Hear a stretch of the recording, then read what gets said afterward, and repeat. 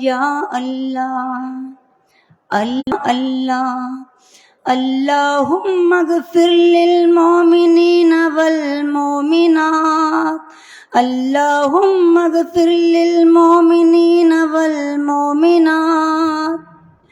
اے خدا تو ہمیں معاف کر دے، اے خدا تو ہمیں معاف کر دے، اے خدا تو ہمیں معاف کر دے، اے خدا تو ہمیں معاف کر دے۔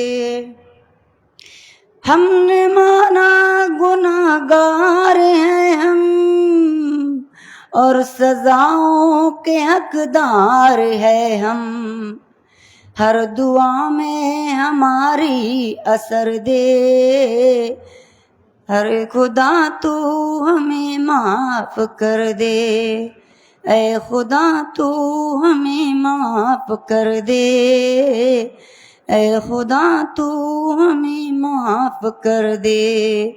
ہم ہیں تیرے گناہگار بندے، اے خدا تو ہمیں معاف کر دے۔ بندگی کا طریقہ نہیں ہے، کچھ دعا کا سلیقہ نہیں ہے، اپنی رحمت کی بس ایک نظر دے، اے خدا تو ہمیں معاف کر دے، اے خدا تو ہمیں معاف کر دے۔ ہم ہیں تیرے گناہگار بندے، اے خدا تو ہمیں معاف کر دے۔ تھک گئے ہیں یہ کمزور کاندھے، اب جنازے اٹھاتے اٹھاتے، صبر ہمت کی اب رہ گزر دے، اے خدا تو ہمیں معاف کر دے، اے خدا تو ہمیں معاف کر دے۔ ہم ہیں تیرے گناہگار بندے، اے خدا تو ہمیں معاف کر دے۔ دیکھ بیمار غمخوار ہیں ہم، کتنے بے بس ہیں لاچار ہے ہم، غم کی راتوں کو اب تو سحر دے، اے خدا تو ہمیں معاف کر دے۔ ہم ہیں تیرے گناہگار بندے، اے خدا تو ہمیں معاف کر دے۔ رو رہی ہیں جنازوں پمائیں، ہے فقط علامہ کی صدائے، ماں کو لوٹا کے اس کا پسر دے، اے خدا تو ہمیں معاف کر دے۔ ہم ہیں تیرے گناہگار بندے، اے خدا تو ہمیں معاف کر دے۔ کیا قیامت ہے دنیا میں آئی، لاس بھائی کھلاتا ہے بھائی، داغ سینوں کا خوشیوں سے بھر دے، اے خدا تو ہمیں معاف کر دے۔ ہم ہیں تیرے گناہگار بندے، اے خدا تو ہمیں معاف کر دے۔ السلام علیکم۔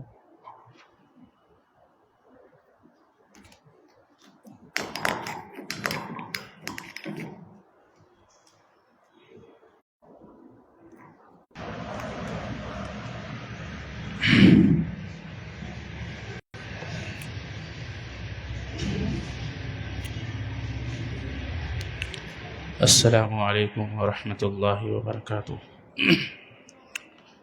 نحمده ونصلي على رسول الكريم اما بعد، فاعوذ بالله السميع العليم من الشيطان الرجيم، بسم الله الرحمن الرحيم، قال فما خطبكم أيها المرسلون۔ 27ویں پارے کی تفسیر کا خلاصہ سماعت فرمائیں۔ چند آیتوں کی مختصر سی شرح انشاءاللہ ہوگی۔ بات چل رہی ہے حضرت ابراہیم علیہ الصلاۃ والسلام کے پاس قوم لوط کی طرف، لوط علیہ السلام کی طرف بھیجے گئے ان فرشتوں کی جو عذاب کے لیے بھیجے گئے تھے۔ حضرت ابراہیم علیہ الصلاۃ والسلام نے انہیں بھنا ہوا بچھڑا ان کے سامنے رکھا۔ ایک مفسر کہتے ہیں کہ اگر کوئی مہمان آپ کے گھر میں پہنچے تو آپ ان سے یہ سوال نہ کریں کہ کیا آپ کھائیں گے یا کچھ لاؤں، کہا جو کچھ آپ کے گھر میں ہے، جو آپ پیش کر سکتے ہیں ان کے سامنے پیش کر دیجئے۔ ان سے سوال نہ کیا جائے، پوچھا نہ جائے کہ کیا میں آپ کے لیے کچھ لاؤں۔ اسلام یہ نہیں سکھاتا، اسلام سکھاتا ہے کہ آپ کے پاس جو کچھ ہے، جو میسر ہو وہ سامنے پیش کر دیجئے، جیسا کہ حضرت ابراہیم علیہ الصلاۃ والسلام نے کیا۔ اس کے بعد آپ نے ان سے پوچھا، ابراہیم علیہ السلام نے کہا فما خطبکم ایھا المرسلون، کہا کہ اللہ کے بھیجے ہوئے فرشتوں تمہارا کیا مقصد ہے، کیسے یہاں آنا ہوا۔ اب اس پر ایک اہم بات غور فرمائیں کہ آنے والے سے پہلے طریقہ یہ ہے کہ ان کے سامنے جو کچھ ہے میسر ہے وہ سامنے پیش کر دیجئے۔ جب وہ مطمئن ہو جائیں آپ کے گھر میں آنے کے بعد، اس کے بعد آپ ان سے سوال کریں کہ کیسے آنا ہوا آپ کا۔ عموماً کیا ہوتا ہے، گھر میں جیسے ہی لوگ آتے ہیں، پہلے یہ کہ ان کے ساتھ ان کی خاطرداری کی جائے۔ ہم کیا کہتے ہیں، کیسے آپ کا آنا ہوا، کیسے چلے آئے۔ یہ اسلام طریقہ نہیں سکھاتا۔ اسلام طریقہ یہ سکھاتا ہے کہ پہلے آپ ان کی خدمت کیجیے جو آپ کر سکتے ہیں، اس کے بعد جب وہ مطمئن ہو جائے پھر آپ ان سے سوال کیجئے کہ آپ کا کیسے آنا ہوا۔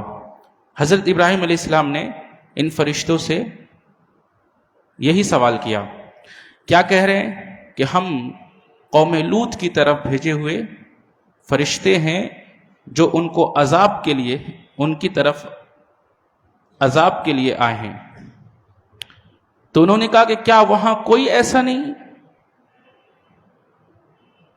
جو ایمان والا ہو؟ کیا پوری کی پوری بستی یہ گناہ کا ارتکاب کر رہی ہے، اس گناہ میں ملوث ہے پوری کی پوری بستی؟ کیا کوئی ایک ایسا نہیں ہے؟ تو اب فرشتے کہہ رہے ہیں فما وجدنا فیہا غیر بیت من المسلمین، ہم نے وہاں مسلمانوں کا صرف ایک گھر ہی دیکھا ہے، ایک گھر ہی پایا۔ کہتے ہیں کہ یہ کل 13 لوگ تھے اس ایک گھر میں، یہاں تک کہ حضرت لوط علیہ الصلاۃ والسلام کی بیوی بھی اس عذاب کی لپیٹ میں آئی۔ کہا یہ چند لوگوں کا ایک گھر تھا، صرف ایک گھر ہم نے پایا اور ان کو وہاں سے نکال لیا گیا۔ ایک مفسر یہاں لکھتے ہیں، کہتے ہیں کہ کوئی شخص جو ایمان والا ہے، اگر وہ گناہگاروں کی بستی میں رہتا ہے تو تب تک اللہ کا عذاب رکا رہتا ہے جب تک کہ یہ ایمان والوں کو وہاں سے نکال نہ لیا جائے۔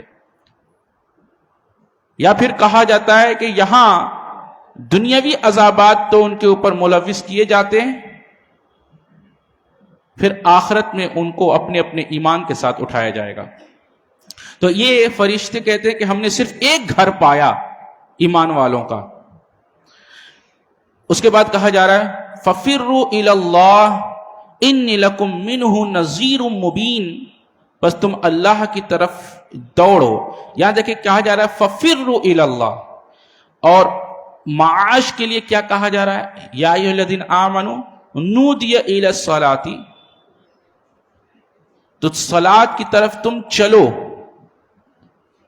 تم معاش کی طرف چلو جاؤ. نودی الی الصلاۃ من یوم الجمعہ فاسعوا الی ذکر اللہ وذروا البیع. تو بیع کی طرف یعنی خرید و فروخت کی طرف تم پھیل جاؤ. تو واک کا لفظ آیا ہے معاش کے لیے، اور پھر کہا گیا وسارعوا الی مغفرۃ، اور اللہ کی مغفرت کی طرف دوڑو. اور پھر یہاں کہا جا رہا ہے ففروا الی اللہ، یہاں سے مراد کیا ہے؟ توحید. تو کہا کیا؟ بھاگو، ریس لگاؤ. ففروا، ریس لگاؤ، سبقت لے جاؤ کس طرف؟ توحید کی طرف. اللہ اکبر. تو سب سے اہم کیا ہے؟ توحید. معاش کے لیے کہا گیا صرف چلو، اللہ کے ذکر کی طرف نکلو، مغفرت کی طرف دوڑو. اور ففروا الی اللہ، اللہ کی طرف بھاگو، ریس لگاؤ، سبقت لے جاؤ ایک دوسرے سے. تو ففروا الی اللہ، بس تم اللہ کی طرف بھاگ کر جاؤ، دوڑ لگاؤ. کس لیے؟ انی لکم منہ نذیر مبین، یعنی رجوع کرو، یقیناً میں تمہیں اس کی طرف صاف صاف تنبیہ کرنے والا ہوں. اس کے بعد ایک بہت اہم بات کہی جا رہی ہے وَذَكِّرْ فَإِنَّ الذِّكْرَ تَنْفَعُ الْمُؤْمِنِينَ، اور آپ لوگوں کو نصیحت کرتے رہیے، اللہ کا ذکر لوگوں کو سناتے رہیے. کیوں؟ اس لیے کہ یہ ایمان والوں کو نفع دیتی ہے. اللہ کا ذکر کیا کرتی ہے؟ ایمان والوں کو یہ نفع دے گی. ایک مفسر کا بہت اچھا یہاں اچھی شرح ہے. کیا کہتے ہیں؟ کہتے ہیں کہ اگر اللہ کا ذکر تجھے نفع نہیں دیتا تو تجھے چاہیے کہ تو اپنا دل ٹٹول کے اس میں ایمان نہیں ہے. اللہ اکبر، کتنی بڑی بات ہے. کیا کہتے ہیں؟ اگر اللہ کا ذکر تجھے نفع نہیں دیتا تو تجھے چاہیے کہ تو اپنا دل ٹٹول کے اس میں ایمان نہیں ہے. اللہ اکبر. تو وذکر فإن الذکرى تنفع المؤمنین، اور نصیحت کرتے رہیں، یقیناً نصیحت ایمان والوں کو نفع دے گی. تو جس کو اللہ کا ذکر نفع نہیں دیتی، اللہ کے ذکر سے جس کا ایمان نہیں بڑھتا، جس کے دل نہیں کانپتے، جس کے رونگٹے کھڑے نہیں ہوتے، اور جن کی آنکھوں میں آنسو نہیں آتا، تو اسے چاہیے کہ وہ اپنا دل ٹٹولے، اس لیے کہ اس میں ایمان نہیں ہے. اللہ اکبر. یہ بہت بڑی بات ہے. آگے دیکھیے اللہ فرماتا ہے وَمَا خَلَقْتُ الْجِنَّ وَالْإِنسَ إِلَّا لِيَعْبُدُونَ. کہتا ہے اللہ، میں نے جنات اور انسان کو محض اس لیے پیدا کیا کہ وہ صرف میری عبادت کرے. آپ اس کو سنتے ہیں، اب اس کی شرح سنیے. یہاں دیکھیے انس سے پہلے جن کو مقدم کیا گیا اور انس کو مؤخر کیا گیا. یعنی اللہ نے انسانوں سے پہلے جنات کا ذکر کیا ہے. کیوں؟ اس لیے کہ ہمیں پیدا کرنے سے پہلے اللہ نے جنات کو پیدا کیا ہے. اچھا، ایک بات. دوسری بات کہ ہمیں مؤخر کیا گیا والانس، تو ہمیں اور ان کو کیوں پیدا کیا گیا؟ کہا الا لیعبدون، تاکہ تم صرف میری عبادت کرو. اچھا، عبادت کیا چیزیں ہیں؟ غور سے سنیے. دعا عبادت ہے، رکوع عبادت ہے، سجدہ عبادت ہے، نظر و نیاز عبادت ہے، قربانی عبادت ہے. ہر وہ کام جس کے کرنے کا حکم اللہ نے دیا وہ عبادت ہے، اور ہر وہ کام جس سے اللہ نے منع کیا اس سے رک جانا عبادت ہے. ٹھیک ہے؟ تو اگر یہ عبادت اللہ کے علاوہ کسی اور کے لیے کیا جائے تو یہ کیا ہے؟ شرک ہے. اب ایک سوال سنیے. اگر کوئی شخص اللہ کے حکم کے مقابلے میں نفس کی اطاعت کرے، غور کیجئے، اطاعت کرے، عبادت نہیں، اطاعت کرے، تو بتائیے کہ وہ نفس کی عبادت کرنے والا ہے نہیں ہے؟ اس کو اس طرح سمجھ لیجئے. ایک سادے سے مثال سے مثلاً فجر کی اذان ہوئی اور ہم بستر پر لیٹے ہیں، ہم نے سنا فجر کی اذان ہو گئی ہے اور ہم ہوش و حواس میں ہیں، اپنے ہوش میں ہیں، تو پھر ہم کیا کرتے ہیں؟ سننے کے بعد بھی ہم کیا کرتے ہیں؟ نفس نہیں چاہتا، دل نہیں چاہتا اور سو جاتے ہیں۔ اب یہاں پر ہم نے جو نفس کی اطاعت کی، بتائیے یہ کیا کیا؟ اللہ کے حکم پر نفس کے حکم کو ترجیح دی۔ نہیں سمجھ میں آیا؟ اپنے ہوا کے حکم کو، نفس کے حکم کو ہم نے اللہ کے حکم پر ترجیح دی، اس کو غالب کیا۔ لہذا اللہ کے حکم پر اگر کوئی شخص کسی اور کی اطاعت کو غالب کرتا ہے، چاہے وہ آپ کے ابا کیوں نہ ہو، اماں کیوں نہ ہو، امیر کیوں نہ ہو، خلیفہ کیوں نہ ہو، آپ کا خود کا نفس کیوں نہ ہو، ایکس وائی زیڈ کوئی بھی ہو، اللہ کے حکم پر اگر کسی اور کی اطاعت کی جاتی ہے، اللہ کے حکم کو چھوڑ کر اور دوسرے کے حکم کو غالب کیا جاتا ہے، اس کی اطاعت کی جاتی ہے، یہ شرک فی الاطاعت ہے، اللہ کی اطاعت میں شرک ہے۔ اللہ اکبر! آپ نے یہ شرک جانا ہے کبھی؟ یہ شرک ہے۔ اچھا ایک اور بات بتائیے، شیطان کیا کرتا ہے؟ آپ کے سامنے کھڑا رہتا ہے، آپ اس کے سامنے جھکتے ہیں، ایسا ہے؟ نہیں ہے۔ شیطان دل میں وسوسہ ڈالتا ہے، آپ کے دل میں حکم دیتا ہے، اور پھر آپ اس وسوسے کی اطاعت کرتے ہیں اللہ کے حکم کے مقابلے میں۔ گویا یہ اللہ کے حکم کے مقابلے میں شیطان کے وسوسوں کی اطاعت، یہ شیطان کی اطاعت ہے، لہذا یہ شیطان کی عبادت ہے۔ اللہ اکبر! یہ ایک شرک ہے۔ تو کہا گیا کہ وَمَا خَلَقْتُ الْجِنَّ وَالْإِنسَ إِلَّا لِيَعْبُدُونَ، ہم نے جنات اور انسان کو محض اس لیے پیدا کیا کہ وہ میری عبادت کرے۔ اب مفسر نے اس کی شرح جو کی ہے وہ بہت غور سے سنیے، کیا کہتے ہیں؟ کہتے ہیں کہ تمہیں پیدا کیا گیا ہے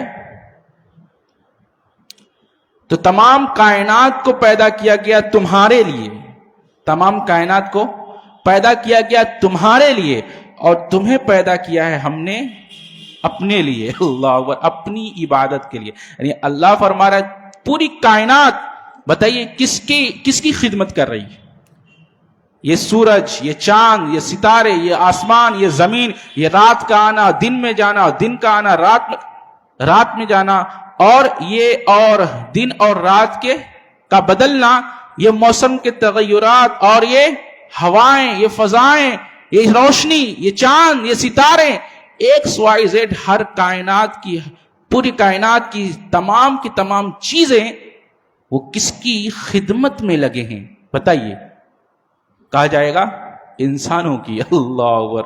اور انسان کو کس لیے پیدا کیا گیا؟ تاکہ وہ صرف اللہ کی عبادت کرے، عبادت نہ کریں، صرف اللہ کی عبادت کرے۔ یہ ضروری ہے، عبادت کر رہے ہیں لیکن صرف اللہ کی عبادت کی جائے، اللہ ہی کی عبادت کی جائے، تو وہ اپنے مقصد کو پورا کر رہے ہیں۔ اچھا ایک اور اہم بات، ایک اور مفسر کہتے ہیں، دیکھیے جس چیز کو جس مقصد کے لیے پیدا کیا جاتا ہے، اگر وہ چیز اپنا مقصد چھوڑ دے تو اس چیز کی اہمیت ختم ہو جاتی ہے۔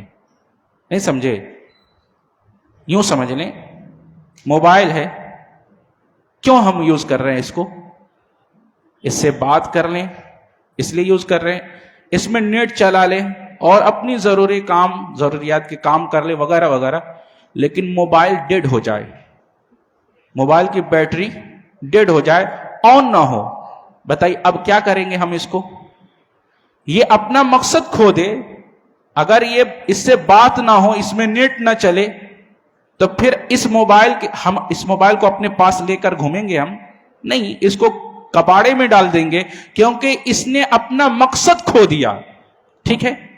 اسی طرح یہ ہے، مسجد میں بلب جل رہے ہیں، یہ روشنی ہے، اگر یہ فیوز ہو جائے، روشنی نہ ہو، تو کیا اس کو مسجد کے چھت میں ہم لگا کر رکھیں گے؟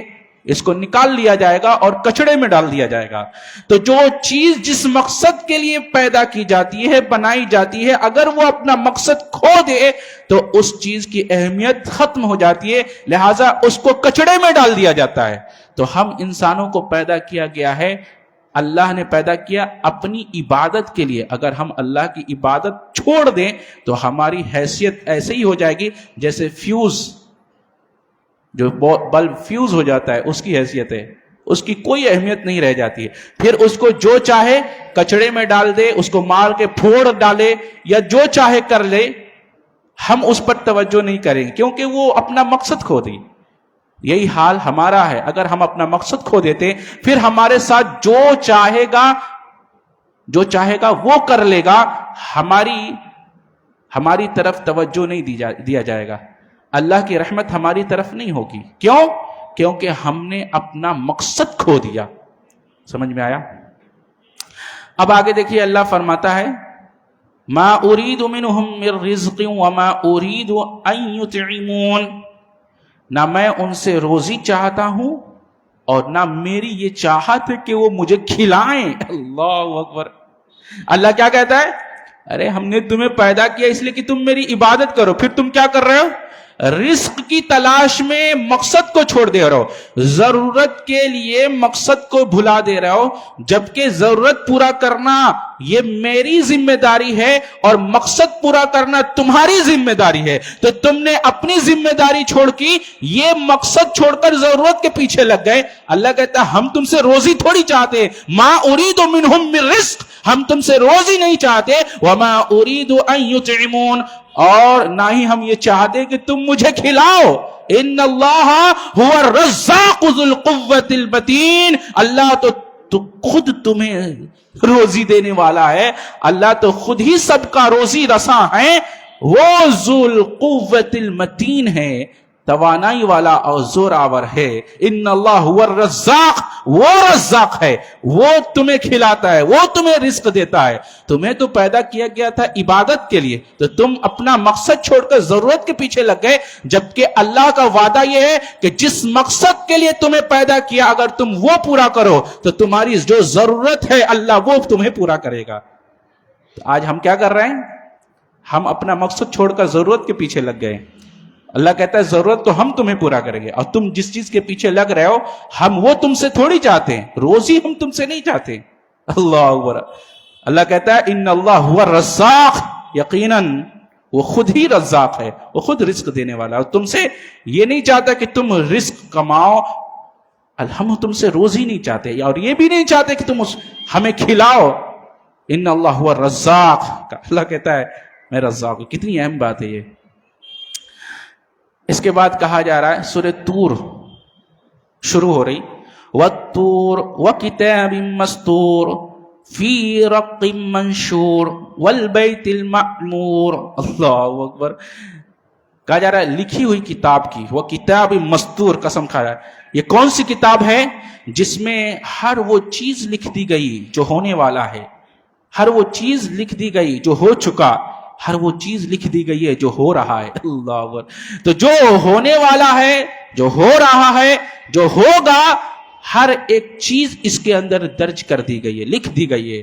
کون کب مرے گا، کس کو کتنا رزق ملے گا، کون کتنا جیے گا، کون کب پیدا ہوگا، کون کہاں دفن ہوگا، وہ پانی میں مرے گا کہ شیر کھا جائے گا کہ وہ قبر کے نیچے جائے گا. اللہ نے ہر چیز لکھ دی ہے. تو کتاب مستور، لکھی ہوئی کتاب کی. اچھا، فی رق منشور. رق جانتے کس کو کہتے ہیں؟ چمڑے کو کہتے ہیں. یہ کہاں لکھا گیا ہے؟ ایک باریک چمڑے میں. فی رق منشور، اور ایک چمڑا ہے کھلے ہوئے ورق میں لکھ دیا گیا ہے. اس پر ایک مفسر نے بڑی شاندار بات لکھی ہے، پسند آئے تو لے لیجئے. کیا کہتے ہیں؟ کہتے یہ ہیں کہ اہم یہ نہیں ہے کہ کتاب کا ورق کتنا اچھا ہے. اللہ اکبر. کیا کہتے ہیں؟ اہم یہ نہیں ہے کہ کتاب کا ورق کتنا اچھا ہے، اہم یہ ہے کہ اس کتاب میں جو بات لکھی ہے وہ کتنی اچھی ہے. اللہ اکبر. تو اعتبار لکھی ہوئی بات کا ہے، اس میں دی گئی نصیحتوں کا ہے، بتائی گئے اصولوں کا ہے، اعتبار وہ دفتی کا اس ورق کا نہیں ہے کہ اس کے ورق کتنے اچھے ہیں، کاغذات کتنے اچھے ہیں، نہیں، کہا گیا کہ اس میں جو نصیحت کی گئی ہے وہ کتنی اچھی ہے. تو اعتبار اس میں لکھی گئی کتاب، لکھی گئی بات کا ہے، نہ کہ ورق کا ہے. تو ہوتا ہے کیا یہ اچھا. اس کے بعد کہا جا رہا ہے والبیت المعمور. بیت المعمور کیا ہے جانتے ہیں؟ اللہ کے رسول صلی اللہ علیہ وسلم کو جو 7ویں آسمان پر لے جایا گیا، وہاں یہ بیت المعمور ہے.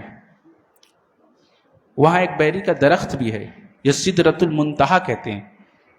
6 آسمان پہ اس کی جڑ ہے اور 7ویں آسمان پہ اس کی ٹہنیاں گئی ہوئی ہیں، اور اس کے جو پتیاں ہیں گویا ہاتھی کے کان، اور اس کے جو پھل ہیں گویا مٹکے، اور ان پتیوں پر سونے کی کچھ جگمگاتی ہوئی چیزیں ہیں جس نے اس کو پورا ڈھانکے ہوا ہے. اللہ اکبر. تو جتنی چیزیں نیچے سے جاتی ہیں وہیں چھوڑ دی جاتی ہیں، اور اوپر سے جو چیز آتی ہے وہیں چھوڑ دی جاتی ہیں. تو وہ جگہ ہے، وہاں 7ویں آسمان پر یہ بیت المعمور ہے. اچھا، یہ کیا ہے؟ یہ کہا جاتا ہے کہ جیسے کعبہ ہے پورے دنیا کا سینٹر، بیچو بیچ میں ہے، ایسا ہی یہ آسمان کا سینٹر ہے یہ بیت المعمور. اچھا، یہ بالکل بیچو بیچ میں ہے. اچھا، اور جس طرح تمام دنیا والے مسلمان ایمان والے کعبہ کا طواف کرتے ہیں، وہاں جاتے ہیں، ایسے ہی آسمان والوں میں، یہ آسمان کے والوں میں روزانہ اس میں 70,000 فرشتے داخل ہوتے ہیں. اچھا، اور جب ایک بار داخل ہو کر نکلتے ہیں تو پھر دوبارہ ان کا پھر کبھی نمبر نہیں آتا. اللہ اکبر. اس سے معلوم ہوا کہ اللہ کی یہ مخلوق فرشتے کتنے ہوں گے. ایک دن میں 70,000 داخل ہوتے ہیں اور پھر دوبارہ ان کا نمبر نہیں آتا. یہ بیت المعمور ہے. اس کے بعد کہا جا رہا ہے والذین آمنوا واتبعتهم ذریتهم بإیمان الحقنا بهم ذریتهم وما علتناهم من عملهم من شيء كل امرئ بما كسب رهين. تھوڑا توجہ دیجئے، بہت اہم بات. اللہ کی ہر بات اہم ہے، یہ اور خاص ہے. سنیے، اللہ کہتا ہے جو لوگ ایمان لائیں اور ان کی اولاد نے اپنے باپ کے، اپنے والد کے، تو اولاد نے بھی ایمان میں ان کی پیروی کی، اتباع کی، اطاعت کی، ہم ان کی اولاد کو ان تک پہنچا دیں گے. کیا پہنچا دیں گے؟ اچھا، اور ان کے عمل سے ہم کچھ بھی کم نہ کریں گے. کہا یہ جا رہا ہے کہ اللہ رب العالمین اولاد کی، والد کی نیکیوں کو دیکھ کر ان کا مرتبہ بڑھا دے گا، ان کو فرسٹ کلاس جنت میں اونچے مقامات پر ہوں گے.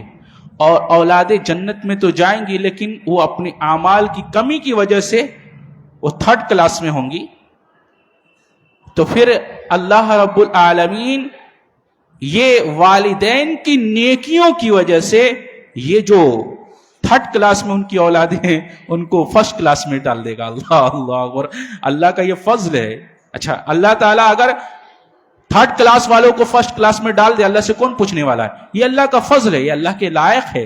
لیکن 1st کلاس والوں کو 3rd کلاس میں ڈال دے، یہ اللہ نہیں کرنے والا، کیونکہ یہ ظلم ہوگا. بس سمجھیں، تو 1st کلاس والوں کو 3rd میں نہیں ڈالے گا لیکن 3rd والوں کو 1st میں ڈال دے گا. یہ اللہ کا فضل ہوگا. تو جو لوگ جن کے والدین نیک تھے، ایمان والے تھے اور اعمال میں اچھے تھے، جنت میں جب ان کے درجات بلند ہو جائیں گے، لیکن ان کی اولادیں ہوں گی کہ ان کے درجات کم ہوں گے، وہ نیچے ہوں گے، تو اللہ رب العالمین ان کی نیکیوں کی وجہ سے وہ ان کی اولادیں جو 3rd کلاس میں ہیں ان کو اٹھا کر 1st کلاس میں ڈال دے گا، ان کے ساتھ ڈال دے گا. کیوں؟ تاکہ وہ ان کی آنکھوں کی ٹھنڈک بن جائے. اللہ اکبر. کتنا رحیم ہے وہ. اب اس پر ایک مفسر کا تبصرہ دیکھیے، وہ دل کو چھو جانے والے، دل کی دیوار پر لکھ لیجئے. کیا کہتے ہیں؟ کہتے یہ ہیں کہ تم اپنی اولادوں کی فیوچر کے لیے مال جمع کرتے ہو جبکہ تمہیں یہ چاہیے کہ تم ان کے لیے اعمال جمع کرو. اللہ اکبر. کیا کہتے ہیں؟ تم اپنی اولادوں کے لیے مال جمع کرتے ہو جبکہ تمہیں یہ چاہیے کہ تم اپنی اولادوں کے لیے نیک اعمال جمع کرو کہ یہ اعمال دنیا میں بھی تمہارے بچوں کے کام آنے والے ہیں اور آخرت میں بھی تمہارے بچوں کے کام آنے والے. کتنے لوگ ہیں دھڑلے سے حرام کی کمائی کھا کر جمع کیے جا رہے ہیں تاکہ میری اولاد کی زندگی اچھی ہو جائے. انا للہ و انا الیہ راجعون. یہ مال ان کے لیے تباہی کا سبب بن جائے گا. آ رہی بات سمجھ میں؟ تو اپنی اولادوں کے لیے کیا کہہ رہے ہیں؟ تم اعمال جمع کرو کہ یہ اعمال دنیا میں بھی ان کے لیے کامیابی کا باعث ہے اور آخرت میں بھی. آپ ایک سوال کر سکتے ہیں کہ دنیا میں کیسے ہے؟ آپ پوچھ سکتے ہیں. آخرت میں تو چلیے قرآن کی آیت سے واضح ہو گیا, لیکن آخرت میں تو واضح ہو گیا, دنیا میں کیسے ہے کہ ہمارے نیک عمل کا صلہ, اس کا بدلہ, اس کی وہ ہمارے بچوں کو ملے گا اور اس کی زندگی اچھی ہو جائے گی. اس کی دلیل قرآن میں ہی ہے. حضرت خضر علیہ السلام اور موسیٰ علیہ السلام کے واقعے کو یاد کیجئے. وہ تیسرا واقعہ جو بالکل دیوار گرنے والی تھی, حضرت خضر نے اپنے ہاتھ سے اس کو مس کیا اور وہ دیوار بالکل سیدھی ہو گئی. اس کے نیچے کیا تھا؟ وہ خزانہ تھا 2 لڑکوں کا, 2 بچے, جو یتیم بچے جو تھے ان کا خزانہ گڑا تھا. اور اللہ نے بتایا, حضرت خضر علیہ السلام نے موسیٰ علیہ السلام سے کہہ رہے وَقَانَ أَبُوهُمَا صَالِحًا کہ ان کا باپ نیک تھا. ان کے اولاد جو ہے, یہ اولاد کے جو خزانہ اس دیوار کے نیچے ہے, یہ اللہ نے محفوظ کر دیا.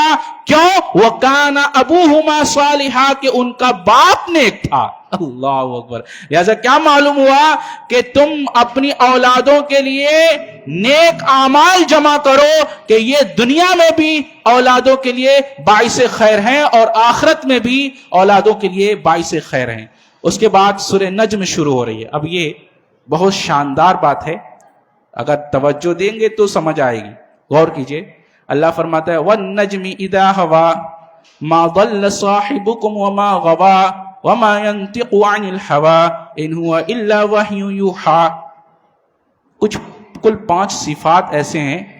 کچھ لوگ ہیں جو مرشد بناتے ہیں اور مرید بنتے ہیں. یہاں بتایا جا رہا ہے اللہ کے رسول صلی اللہ علیہ وسلم کچھ صفات, 5 صفات ہیں. کیا ہیں؟ کہا کہ اگر مرشد بناتے ہو تو یہ 5 صفات دیکھ لو ہیں یا نہیں ہیں. کیسے؟ ان کے زبان پاک ہو, اچھا, اس کا دل پاک ہو, اس کی آنکھیں پاک ہو, اور اس کے اعمال پاک ہوں, اور اس کے کردار پاک ہو. اللہ اکبر. 5 صفات نبی کے ذکر کیے گئے. سمجھ میں آ گیا؟ اب سنیے. تو یہ 5 صفات ہو. ما ضل صاحبکم وما غوا. ضل کے معنی کیا ہوتے ہیں؟ راہ گم کر دینا. ہمیں جانا تھا داہنی طرف اور ہم چل دیے بائیں طرف, راہ کو ہم نے گم کر دیا, یہ ہے ضل. اور ما غوا, غوا کہتے ہیں اپنے مقصد سے, اپنے مقصد کو کھو دینا, انجام کو کھو دینا. اللہ اکبر. منزل کہیں تھی اور پہنچ کہیں اور گئے, یہ ہے غوا. تو اللہ رب العالمین فرماتا ہے ما ضل صاحبکم وما غوا. ہمارا حبیب نہ ہی گمراہ ہوا ہے اور نہ ہی اس نے اپنے انجام کو کھویا ہے. وہ جس راستے پر ہے وہ راستہ سیدھا راستہ ہے, اور اس کا جو انجام ہے وہ انجام بھی بہتر اور خیر ہے. تو میرا نبی نہ ہی راہ کو گم کیا ہے اور نہ ہی اپنے انجام, اپنے مقصد کو گم کیا اور اپنی منزل کو گم کیا ہے. نہیں, ما ضل صاحبکم وما غوا, کہ وہ ضل میں بھی مبتلا نہیں ہے اور غوا میں بھی مبتلا نہیں ہے. ضل سمجھ گئے, راہ گم کر دینا, اور غوا اپنے مقصد اور منزل کو کھو دینا. اللہ اکبر. تو ہمارا حبیب ایسا نہیں ہے. اچھا, اس کے بعد کہا جا رہا ہے وما ينطق عن الهوى. تو پہلے بتایا گیا کردار اچھا ہو, اچھا, اب بتایا جا رہا ہے زبان اچھی ہو, جب بولے تو اس کی زبان پاک ہو. دیکھیے, نہ وہ اپنی خواہش کی کوئی بات کہتے ہیں, وما ينطق عن الهوى. اچھا ہوا کیا ہے؟ ہوا جانتے ہیں ہوا کس کو کہتے ہیں؟ کیسے سمجھیں آپ؟ اس طرح سمجھیے کہ جیسے کوئی پرندہ بہت اونچائی سے اڑ کر نیچے کی طرف آ رہا ہو تو کیسے آتے ہیں؟ نیچے کی طرف. اس کی رفتار کیا ہوتی ہے؟ اپنی پروں کو سمیٹ کر نیچے کی طرف اترتا جاتا ہے. وہ رفتار دیکھیے کسی، یا یوں سمجھیے جیسے کوئی ستارہ ٹوٹ کر نیچے کی طرف گر رہا، وہ نیچے گرنے کی کیا رفتار ہوتی ہے. تو ہوا کہتے ہیں کہ انسان کی خواہش برائیوں کی طرف ویسے ہی جھکتی جاتی ہے، ویسے ہی گرتی جاتی ہے، ویسے ہی جھکتی جاتی ہے. وہ ہے ہوا کہ انسان کی خواہشات برائیوں کو اسی طرح لپکنے لگتی ہے. انسانی خواہشات برائیوں کی طرف ایسے ہی مائل ہو، ایسے ہی گرنے لگے، تو یہ ہے ہوا. تو کہا میرا نبی اپنی خواہش سے کچھ نہیں بولتا، اپنی ہوا سے نہیں بولتا. اچھا ان ہوا الا وحی یوحا، وہ تو صرف وحی کہتا ہے جو اتاری جاتی ہے، جو نازل کی جاتی ہے، جو وحی کی جاتی ہے. اچھا عند سدرۃ المنتہا، سدرہ منتہا، اور میں نے ابھی بتایا ہے سدرہ منتہا کہا ہے وہ جہاں نیچے کی چیزیں جہاں رک جاتی ہیں اور آسمان سے جو چیزیں آتی ہیں وہیں ٹھہر جاتی ہیں. وہ بیری کا درخت ہو، یاد کر لیجئے جو میں نے ابھی بتایا. اذ یغشی السدرۃ ما یغشا، اذ یغشی السدرۃ ما یغشا، جبکہ سدرہ کو چھپائے لیتی تھی وہ چیز جو اس پر چھا رہی تھی. وہ میں نے ابھی بتایا وہ سونے کی وہ چیزیں وہ چکمگاتی ہوئی پوری اس درخت کے اوپر بالکل چھائی ہوئی ہیں. ایسا ما زاغ البصر وما طغا، اور نہ نگاہ بہکی نہ حد سے بڑھا. اچھا یہاں غور سے سنیے، کہتے ہیں کہ اگر کوئی شخص بہت عظیم الشان جگہ جاتا ہے، کسی عظیم الشان جگہ پر جاتا ہے اور اس کو نئی نئی چیزیں نظر آتی ہیں تو کیا کرتا ہے؟ کبھی ادھر دیکھتا ہے، کبھی ایسے دیکھتا ہے، کبھی ادھر دیکھتا ہے، ایسا کرتا ہے. اس کی نظریں بہکتی رہتی ہیں دیکھنے کے لیے. بتایا جا رہا ہے کہ میرا نبی جب آیا، اللہ اکبر، ساتوں آسمان سے پر جب آیا تو میرے نبی کی نگاہوں کا کیا حال تھا؟ ما زاغ البصر وما طغى، نہ تو نگاہ بہکی نہ حد سے بڑھی. اللہ اکبر، ایسی نگاہ ہے کسی کے پاس؟ یہ ہمارا نبی ہے جس کی نگاہ نہ بہکی اور نہ ہی حد سے تجاوز کی، آگے بڑھی. اتنا عظیم الشان جگہ جانے کے بعد بھی نگاہیں بہک نہیں رہی. کیا نگاہیں ہیں، کیا دل ہے، کیا زبان ہے، اللہ اکبر، کیا کردار ہیں. قربان جائیے ان صفات پر، ان اداؤں پر، رسول اللہ صلی اللہ علیہ وسلم پہ. آگے دیکھیے لقد رأى من آیات ربہ الکبریٰ، یقیناً اس نے اپنے رب کی بڑی بڑی نشانیوں میں سے بعض نشانیاں دیکھی، کچھ ہی نشانیاں دیکھی. جنت دکھائے گئے، جہنم دکھائے گئے، جنت اور جہنمیوں کے ان کے حالات دکھائے گئے، اور بہت ساری عجائبات جو ہے دکھائے گئے اللہ کے رسول صلی اللہ علیہ وسلم کو. اچھا ایک مفسر کہتے ہیں یہاں کہ تم میں کا کوئی شخص اگر کوئی عظیم الشان جگہ پر چلا جائے اور اس کے بعد پھر اپنے گھر لوٹ کر آئے تو کیا کرتا ہے؟ وہ اپنے گھر میں گلٹی فیل کرتا ہے. وہ کہتا ہے کہ کہاں میں آ گیا، کہاں کن لوگوں میں بیٹھا ہوں. اگر کوئی شخص تھوڑا اٹھ کر، بڑے لوگوں میں اس کا اٹھنا بیٹھنا کچھ دیر کے لیے کسی وجہ سے ہو جائے اور بڑی جگہوں میں گھومنا پھرنا ہو جائے اور پھر وہ اپنے گھر کی طرف لوٹے تو کیا کرتا ہے؟ اپنے آپ میں کوستا ہے، کہاں میں آ گیا، کن لوگوں میں بیٹھ رہا ہوں. آ رہا ہے سمجھ میں؟ یہاں بتایا جا رہا ہے میرا نبی اتنی بڑی بڑی نشانیاں دیکھ کر، اللہ رب العالمین سے باتیں کر کر، وہ بھی ساتوں آسمان پر، اللہ وہ تصور کر سکتے ہیں کہ وہاں جانے کے بعد کہاں کر بیٹھا ہے؟ وہی انہی لوگوں میں، وہ جو آپ کے ساتھی تھے ایمان والے، جن کے پاس مال نہیں تھا، اللہ اکبر، مال نہیں تھا، یہ غریب لوگ تھے، کہ انہی لوگوں میں بیٹھا ہے. ذرہ برابر بھی ان کی تواضع میں خلل نہیں آیا، یہ ہمارا نبی کہا تواضع اختیار کرو تو میرے نبی کی طرح اختیار کرو کہ میرا نبی کہاں سے آیا اور آنے کے بعد پھر اس جگہ پر بیٹھا ہے پھر بھی اس کی تواضع میں خلل نہیں آیا. ایسے تواضع، ایسی عاجزی اور ایسا کردار لے کر آئیے.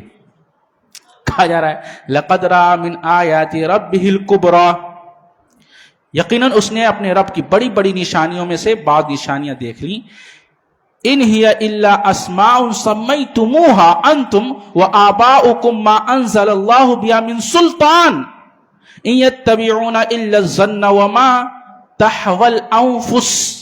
اب اس پر تھوڑا رک کر ہم اچھے سے بحث کرتے ہیں. کہتے دراصل یہ صرف نام ہے. کیا نام ہے؟ کہا سمیتموہا، نام ہی نام ہے. اچھا انتم و آباؤکم، جو تمہارے آبا و اجداد نے یہ گڑھ لیے ہیں، یہ رکھ لیے ہیں نام. ما انزل اللہ، اللہ نے یہ نازل نہیں کیا ہے. بیہا من سلطان، کہا کہ اس پر کوئی دلیل، کوئی سلطان ہے؟ یہ جو تم لوگوں نے نام گڑھ لیے ہیں جن کے، اور جو ان کو تم اللہ کا سفارشی مان بیٹھے ہو اور جن کی تم سفارش جن سے کروانے کے لیے عبادتیں جن کی کر رہے ہو، تو کہا کہ کیا اللہ نے کوئی دلیل نازل کی، کوئی سلطان نازل کی؟ اچھا یہاں کہا گیا برہان نہیں، دیکھیں سلطان کہا گیا ہے. برہان کیا ہے اور سلطان کیا ہے؟ کیا جانتے ہیں آپ؟ برہان کہتے ہیں ایسی بات کو جو سامنے والی بات کے دعوے کو کاٹ دے، یہ کیا ہے؟ برہان. ٹھیک ہے. اور سلطان کیا ہے؟ سلطان کہتے ہیں ایسے دعوے کو، یا یوں کہہ لے ایسی دلیل کو جو سامنے والے پر بالکل چھا جائے، اس کی باتوں کو صرف کاٹ نہ دے بلکہ اس کی باتوں پر چھا جائے کہ اگلا بالکل خاموش ہو جائے، چپ، کچھ بول نہ سکے. اس کے دل پر، اس کے دماغ پر وہ چیز چھا جائے، مسلط ہو جائے اس کے اوپر. یہ ہے سلطان. تو کہا کہ یہ جو شرک کر رہے ہیں اور جو انہوں نے عقائد گڑھ لیے ہیں اور جو سفارشی مان بیٹھے ہیں اور ان اولیاؤں کے، ان بتوں کے جو نام رکھ رکھے ہیں، یہ خود ان کے بنائے ہوئے ہیں. انہوں نے خود ان کے نام رکھ لیے ہیں اور خود ہی ان کے بارے میں عقائد گڑھ لیے ہیں. اللہ اکبر.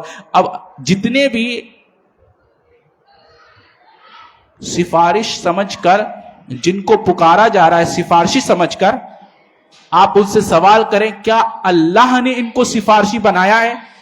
یہ اللہ کیا سفارشی ہے؟ اس کی کوئی دلیل اللہ نے نازل کی ہے؟ ان سے کوئی دلیل نہیں، سلطان کوئی نازل کی ہے. اللہ کو دیکھیے کہا جا رہا ما انزل اللہ بہا من سلطان، کہ اللہ نے کوئی سلطان نازل نہیں کیا. سلطان مطلب کہ ایسی دلیل جو انسان کو بالکل مبہوت کر دے، خاموش کر دے، مسلط ہو جائے. معلوم کیا ہوا؟ ایک بات تو یہ کہ شرک کے موقع پر کوئی دلیل نہیں ہے، وہ سب اٹکل پچو باتیں ہیں، گھومی گھمائی باتیں ہیں. یہ ایسا نہیں، یہ ایسا نہیں، یہ وہ ہے، یہ وہ ہے. وہ ساری چیزیں جو ہے ہم نے اپنے باپ داداؤں کو کرتے ہوئے پایا. تو شرک کے موقع پر معلوم ہوا کہ کوئی سلطان نہیں ہے، ایک.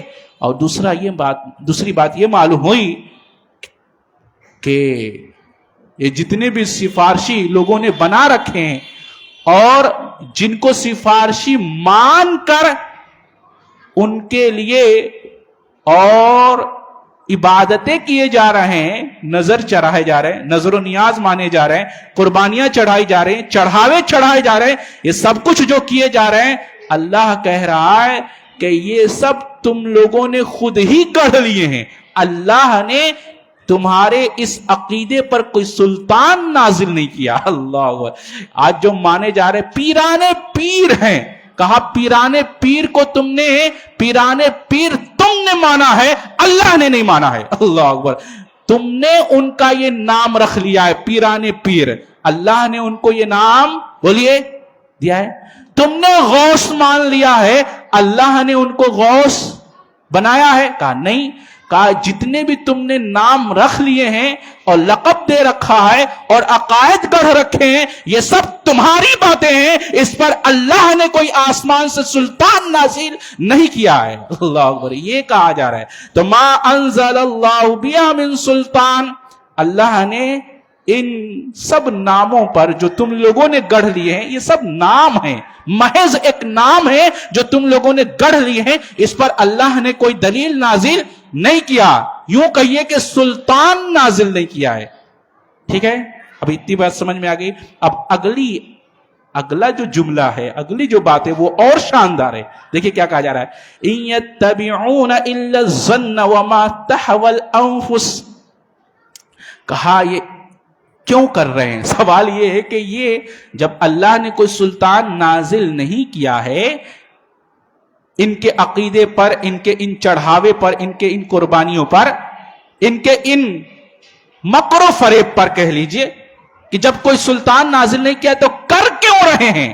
اللہ کہہ رہا ہے ان یتبعون الا الظن، یہ صرف ظن کی اتباع کر رہے ہیں۔ ظن کہتے ہیں گمان کی اتباع، یہ خود ہی گمان ان لوگوں نے لگا لیا ہے، یہ صرف گمان کی اتباع، اپنے گمان کی پیروی کر رہے ہیں۔ الا الظن، سوائے گمان کی اتباع کی اور کچھ نہیں ہے۔ اچھا، وما تحوى الانفس، اچھا کہا جا رہا ہے اپنی نفسانی خواہشوں کے پیچھے پڑے ہوئے ہیں۔ اللہ اکبر، ایک تو انہوں نے گمان کی اتباع کر لیے اور اس گمان کی اتباع کے ساتھ اپنے نفس کی، اپنے خواہشوں کی اتباع میں، اس کی پیروی میں لگے ہیں، اس کو تسکین دینا چاہتے ہیں۔ یہ اللہ کی عبادت نہیں کر رہے ہیں، یہ اپنے نفس کی تسکین چاہتے ہیں۔ اللہ اکبر، نفس کو، اپنے نفس کو سکون دینا چاہتے ہیں۔ اچھا، ایک اور بات جو اس میں بڑی شاندار لکھی گئی ہے وہ کیا ہے معلوم ہے؟ کہتے ہیں کہ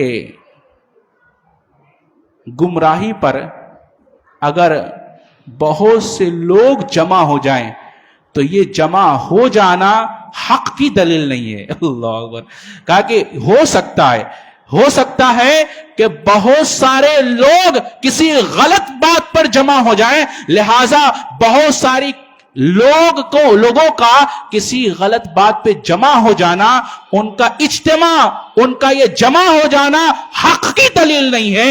حق کی دلیل یہ ہے کہ اپنے موقف پر سلطان لاؤ۔ اللہ اکبر، اور اللہ نے جگہ جگہ دلائل پیش کیے ہیں، وہ بھی دلائل کیسے؟ ایسے جو بالکل دل و دماغ پر چھا جائیں، مسلط ہو جائیں۔ اور اللہ کہتا ہے بتاؤ یہ آسمان سے بارش کون برساتا ہے، زمین سے پودے کون اگاتا ہے، رات کو دن میں اور دن کو رات میں کون لاتا ہے، مردوں کو کون زندہ کرتا ہے اور زندے سے مردوں کو کون نکالتا ہے؟ تو یہ کیا کہیں گے؟ فَسَيَقُولُونَ اللَّهُ، سب اللہ کرتا ہے۔ سرنڈر، اب سرنڈر کر جاتے ہیں، سب اللہ کرتے والا ہے، تو پھر کہاں جاتے ہو؟ پھر کیا تمہاری عقل ماری گئی ہے؟ جب سب اللہ کر رہا ہے، رزق اللہ دے رہا ہے، پال اللہ رہا ہے، تمہیں پیدا اللہ نے کیا، تمہیں مارے گا اللہ، تم لوٹائے جاؤ گے اللہ کے پاس، پھر تم کہاں جاتے ہو؟ پھر تم اس اللہ کے در کو کیوں چھوڑتے ہو؟ پھر اس اللہ کے در پر کیوں سجدہ سجود نہیں کرتے؟ آ رہی بات سمجھ میں؟ تو کہا گیا یہ ہو سکتا ہے کہ گمراہی پر لوگ جمع ہو جائیں، لیکن ان کا جمع ہونا حق کی دلیل نہیں ہے۔ دیکھیے کہا گیا الا الظن وما تحوى الانفس لقد جاءهم من ربهم الهدى، اللہ فرماتا ہے یقیناً ان کے رب کی طرف سے ان کے پاس ہدایت آ چکی ہے۔ یہ ایک چند آیتوں کی مختصر سی شرح تھی۔ اللہ سے دعا ہے اللہ ہمیں اچھی سمجھ، اچھے عمل کی توفیق عطا فرمائے۔ سبحانک اللہم و بحمدک۔